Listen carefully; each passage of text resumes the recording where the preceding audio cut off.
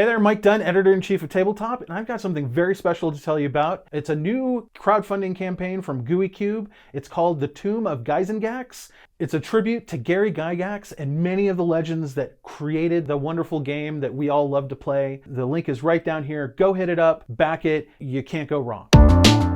Hi everybody, David Burdett here, lead editor with Gamingtrend, and you know, sometimes it's just time to build a better PC. Like I've got a pretty good PC. I've got my 3080, I've got my i9, all that kind of stuff, but eventually it's time to start fresh.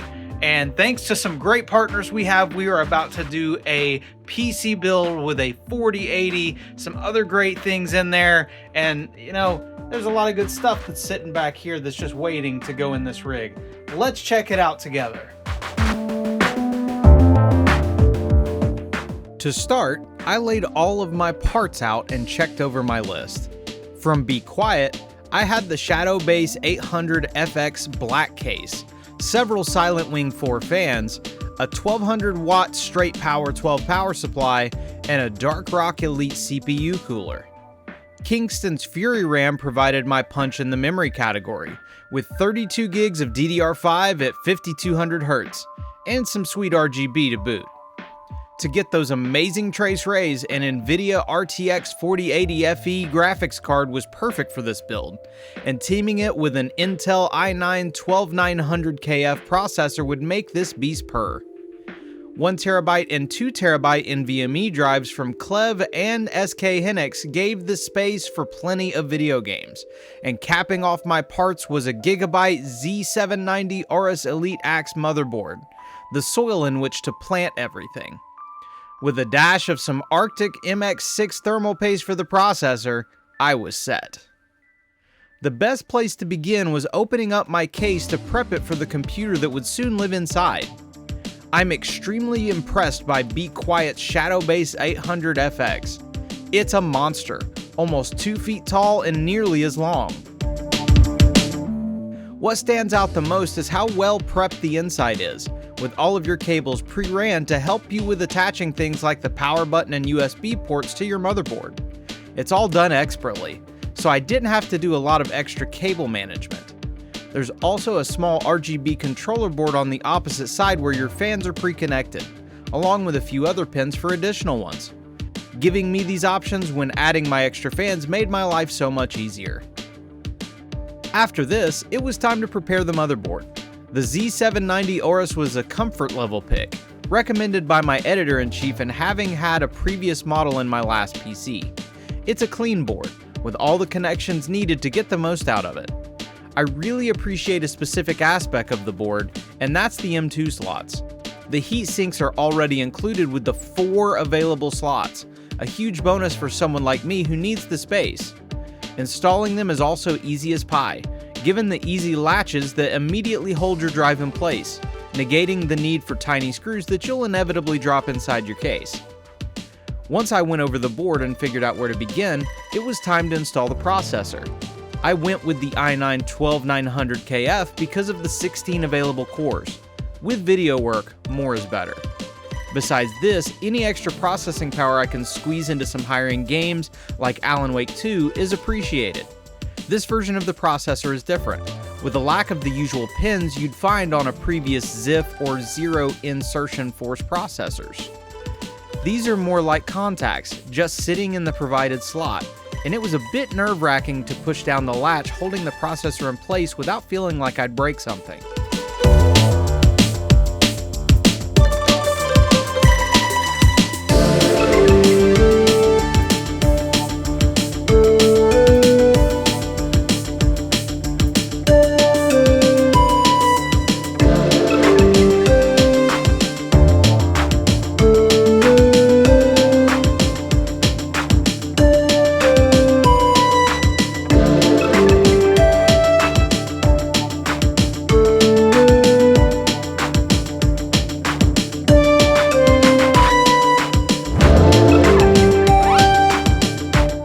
When my stress subsided, it was time to take a look at my NVMe drives and memory.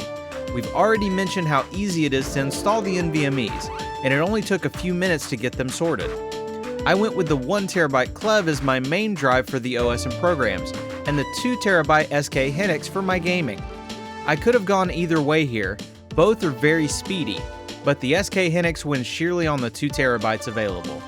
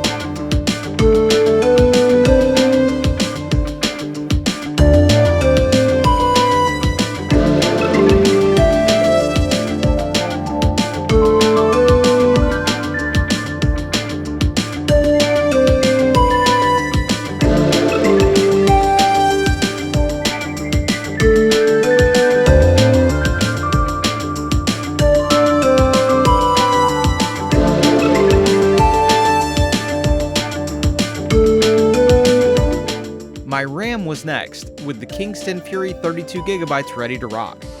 The 32GB were in two 16GB sticks, which I position in slots A2 and B2. It was better to separate them because the slots work in tandem, so this will get me the best performance. When booting up the BIOS later, we also wanted to enable XMP, Extreme Memory Profiles, in order to get all of the 5200Hz available.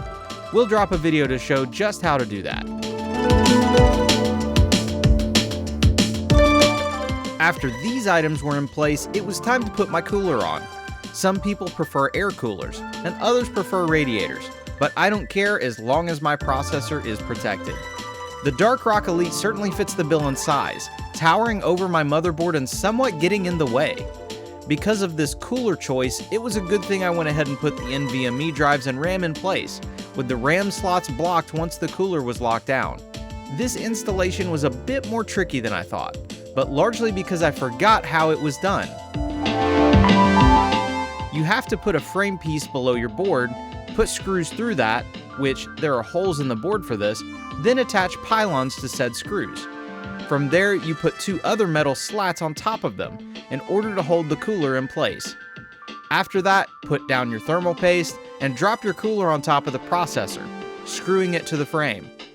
The Dark Rock Elite has two fans, with a large one on the side and an internal one. The internal one can be pulled out, and you'll have to so you can screw your cooler down to the frame.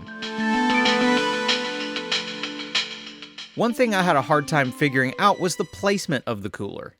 Given its large nature, I thought it wouldn't fit at first. Then I realized I needed to remove the internal fan to screw it down. Later down the line, I found I had installed the cooler backwards because the fan was facing the back fan of the case, but also because the cable for the outer fan was too short to connect to the inner fan, which is the one that connects to the motherboard for power. I got it all figured out eventually, but it was frustrating as I was trying not to drip thermal paste anywhere when constantly moving the cooler. I'd appreciate a QR code on the box with a quick video showing you the proper way to install the cooler. It'd make things a little easier overall. As much trouble as installing the cooler was, all of the features are worth it. Two fans are better than one, with these being 135mm silent wings. There's also a switch on the cooler for swapping between a quiet mode and performance mode, so you even have a choice as to how loud the cooler gets versus how hot everything runs. Honestly, the Dark Rock Elite has been elite so far, when even something as demanding as Call of Duty Modern Warfare 3 only pushing my CPU to 47 degrees. The case and extra fans help, but the Dark Rock Elite is a revelation. Thankfully, after much annoyance, the cooler was in place. Time to set the motherboard to the side to focus on getting the case all the way ready. From here, inserting the power supply and screwing it in was the game. This is easy, with very clearly marked spots for what you're doing. The straight power 12 is a hefty yet slim power supply, and has each power port marked as to what cable you should be using for it. There are a bunch of them in the box as well, but remember that you only need specific ones unless you have a bunch of things to install. 1200 watts is more than enough for even the most power-hungry PC.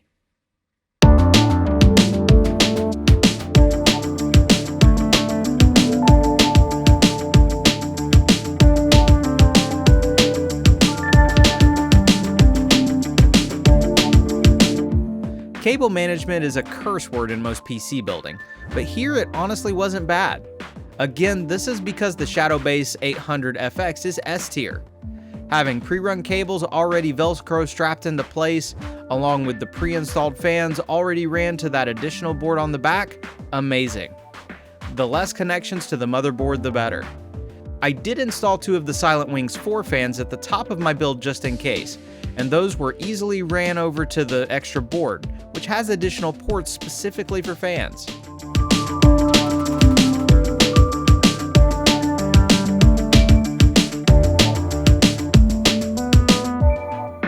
Once I had a good idea of how everything was going to be run, it was time to put the motherboard in place.